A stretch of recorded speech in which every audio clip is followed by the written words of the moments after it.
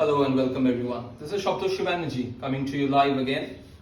And in this week of the World Homeopathy Week, which is the birth anniversary of our master, Amyl, I was sharing with you a few very interesting tips, few ancestral heritage which I've learned over the generations about few organopathics, especially in this drug-dependent world of asthma.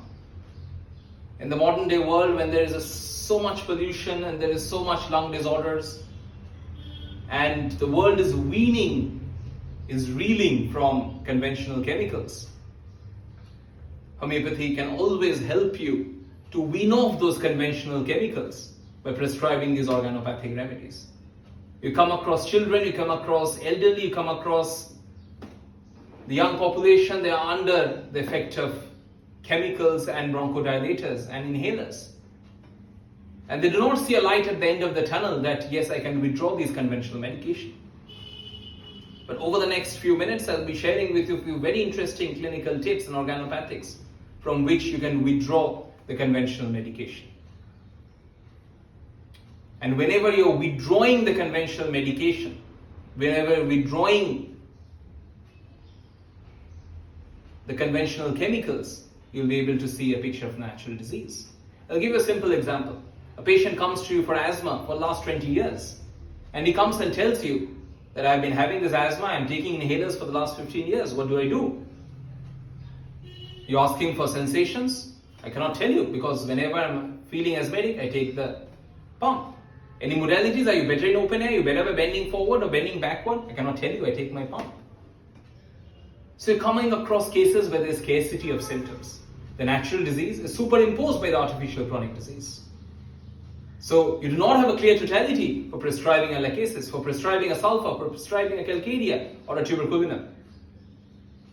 And in those cases, whenever you prescribe these organopathics, you ask the patient, whenever you're out of breath, you take this organopathic, do not to try taking the inhaler. And he comes back to you in 4 weeks, 3 weeks time and tells you that I used to take my inhaler 3 times a day. Now I'm taking organopathic and I'm trying to defer the inhaler and take the inhaler perhaps once a day. So previously it was 3 times a day, now he's taking it once a day. You've withdrawn at least 50 to 60% of the medication. And in course of time, in again 6 to 8 weeks time, you'll see when he has withdrawn the conventional bronchodilators, the artificial chronic disease is gradually disappearing. You're seeing the picture of the natural disease. You're getting modalities. Patient is telling you better in open air, I'm better by bending forward. You're getting a picture of arsenic. You're getting a picture of tuberculinum. And there you can always do a PPP, prepare the patient for the polycrest. So these organopathics, my friends, are always coming to your rescue whenever you come across drug-dependent cases in today's 21st century. My first remedy for the day is Amyl nitrosum. It's a fantastic remedy, my friends, Amyl nit. 2 things you must remember for Amyl nit. There's a lot of oppression in the chest. So there's a lot of oppression, load in the chest.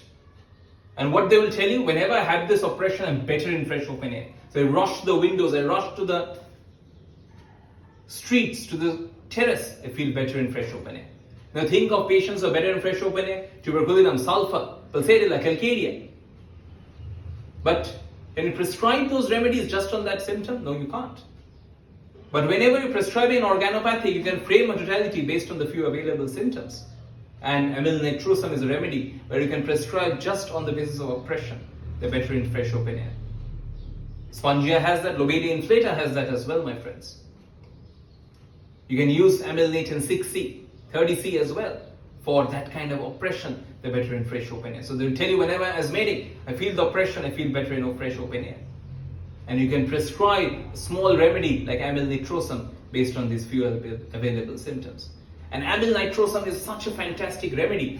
You can prescribe it for a migraine, congestive migraine, where they're better in fresh open air. For angina, where I feel oppressed, but I feel better in fresh open air. You can prescribe it for hot flushes, where I'm feeling so much suffocated and oppressed, I feel better in fresh open air. So migraine, asthma, and angina, and hot flushes where you're better in fresh open air. So the sphere of action may be different, but the oppression, the better in open air, is always a fantastic avenue for amylonate prescription. So oppression and better in fresh air, that's important for amylonate. My next remedy, my friends, again a remedy which I've used with wonderful results, is Blatta orientalis.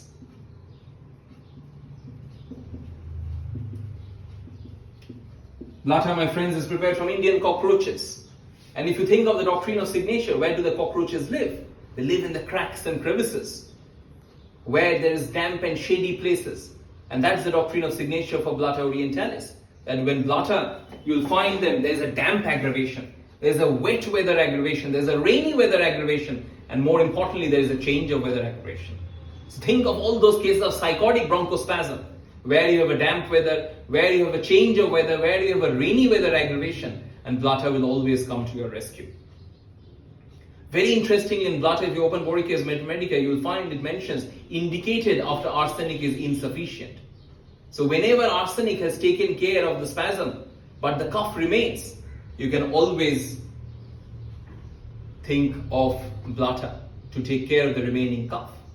And all those cases of psychotic bronchospasm, when you see the patient is under conventional medication, you prescribe Blatta for the damp aggravation, for the rainy aggravation, for the wet weather aggravation, for the change of weather aggravation.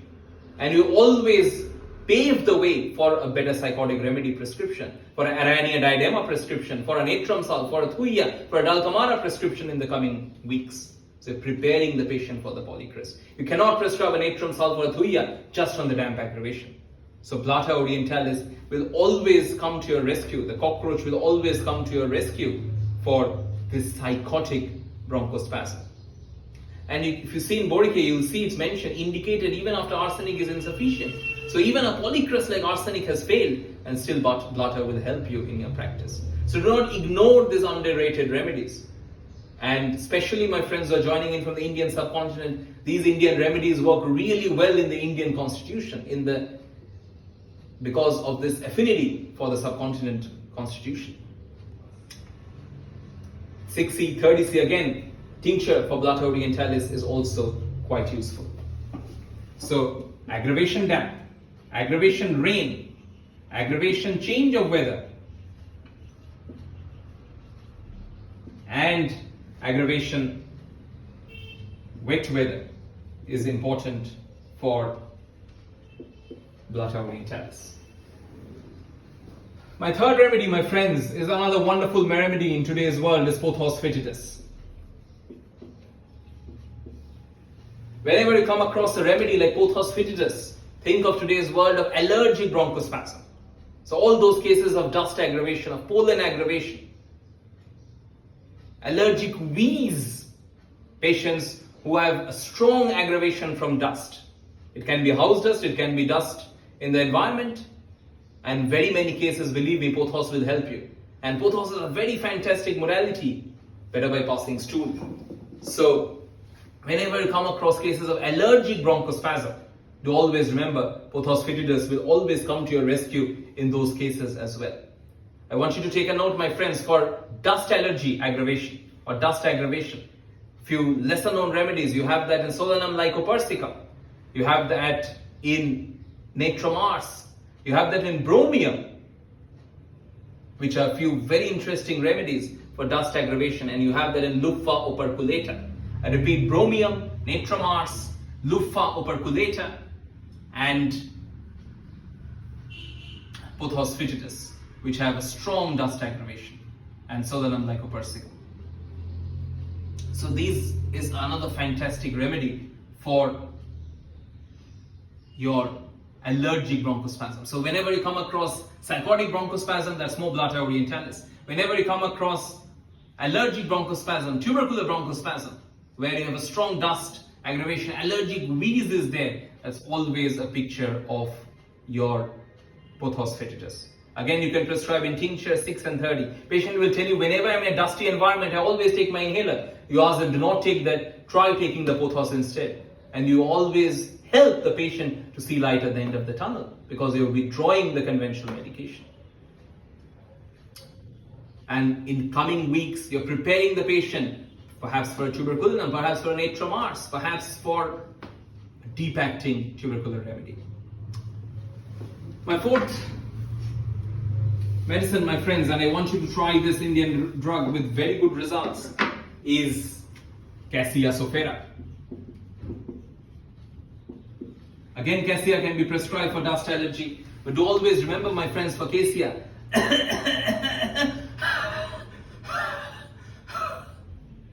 the cough precedes the spasm. They cough and cough and cough and cough, and cough is preceding the spasm in case of Cassia sophera. Do remember, my friends, Cassia sophera, the more distressing the cough, the better it is indicated. So the patient will tell you, whenever the paroxysm of cough is starting, I can understand my spasm is going to start, and then only I take my inhaler. So more distressing the cough, the better Cassia is indicated. Number one. Number two, for Cassia sophera, remember the combination of skin and respiratory in Cassia. So wonderfully you will find with arsenic or sulfur or sorinum. Similar in Cassia sophera, you will find the combination of skin and respiratory to be together. And very many times in Cassia sophera you can have smoke and dust aggravation as well, which is very important. And very importantly in Cassia you can have a strong winter aggravation. Like Blatta was for rainy aggravation, similarly Cassia is for a winter aggravation. But always remember that more distressing the cough, and the cough is preceding the spasm, that's when Cassia will come to your rescue in those cases. Tincture 6C is always useful for Cassia sophera. My friends, I gave you 4 remedies here. I gave you Amyl nitrosum, I gave you Blatta orientalis, I gave you Pothos foetidus, I gave you Cassia sophera, which you can use as organopathics and incorporate in your day-to-day practice. I want to share with you, my friends, as well, I'm going to start a postgraduate program in May-June 2021, and the theme of this program, the details are uploaded in the YouTube channel as well as in our website, is to help in those drug-dependent cases where you need organopathics to withdraw the conventional chemicals and see a better picture of the natural disease. I'll be sharing with you hundreds of these organopathics in the weeks to come, and if you are interested, do drop me an email or write to me and I'll send you more details about the postgraduate program. But please make sure I share with you these 4 very fascinating remedies. Go through Boricase Metromedica, go through Clark's Dictionary, you can find more details about these wonderful remedies, but I've shared with you the prescribing points where you can incorporate these organopathics in your practice. Try and incorporate in those cases where the patient is dependent on conventional chemicals. Ask them to take this homeopathic remedy and try and defer taking the conventional chemical. And whenever you've withdrawn 60 to 70% of the medication, you'll be able to see a clearer picture of the natural disease and prescribe the patient for the polycrest. Thank you very much. Long live Hanuman, long live homeopathy.